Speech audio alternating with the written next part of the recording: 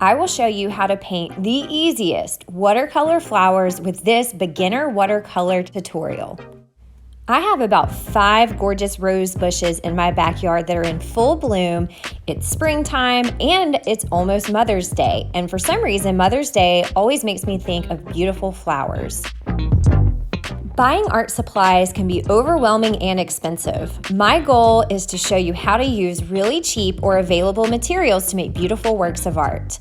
Here is my school set of praying watercolors, a Royal Lang nickel round brush with a fine point, and Arches cold pressed watercolor paper, which is the most expensive product I'm using. Our first technique is super easy. Start by making a small mark, which will be the center of your flower. And then you are going to put a set of parentheses on either side. And don't try to let it be perfect. They need to be slightly different. If you want your petal lighter, dip it in water. And if you want it darker, dip it in more paint. My goal today is to keep things simple and to keep things loose. So I'm only going to add a few of these shapes to create my flower. While my purple paint is still wet, I'm going to blend a second color, and this is called wet on wet. So what that means is that both layers of paint have not dried and they'll blend together using water. And I said this was going to be easy, so I'm going to stop right here and not overwork this flower. I'm going to repeat the exact same steps with different colors. Start with a central point, put your parentheses around it. Catty corner going out, make larger parentheses until you're happy with the bloom of your flower. Darker colors means more paint, less water, and if you want it to be a really pale color, use tons of water on your brush. When blending your color, it's smart to work in color families. So maybe just use warm colors for certain blooms and cool colors for others. So I'm gonna mix some orange in my magenta, and I really love that color combination. If you feel like you have too much white, you can always add more paint or a little bit of water to fill in the gaps.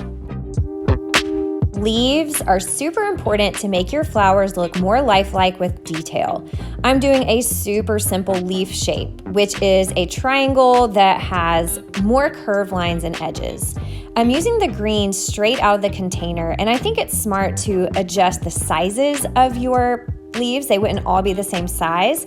And so it doesn't look robotic. You want to put your leaves in various places on your paper and around your bloom. Add a dab of yellow or blue to make your colors sing. Our second technique is just as easy, and think of this as your flower from the side view. Similar to the parentheses, you will be doing more of a V shape, but notice there is a soft curve to it. You're starting with the center, you're expanding out, and as it goes down, it gets bigger. So think of this if this was a rose. Instead of looking straight on, you're looking at it from the side. Blending color is just as important, and I'm going to use yellow with my magenta because they're both warm colors, and I think they'll blend together really beautifully.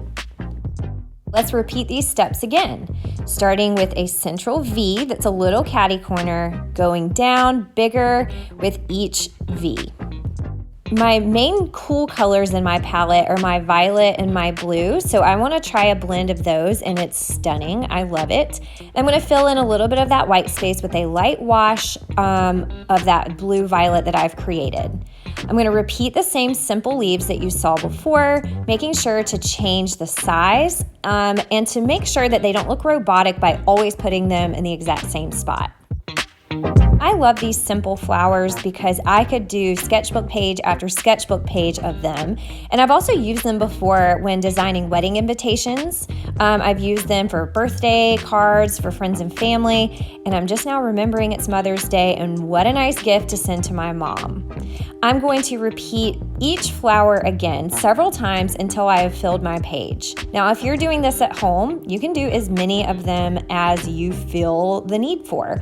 One simple flower on a white card is a great statement. So don't feel like you have to fill your page like me, but the sun's shining and I'm so inspired by nature right now that I'm going to fill my page just repeating the techniques you've seen and picking a variety of colors to blend and mix.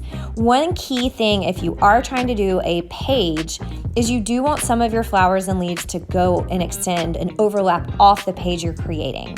So as you see me doing up with my purple flower and now my magenta, have a few go off the page if you want this to be a finished work of art worthy of a frame.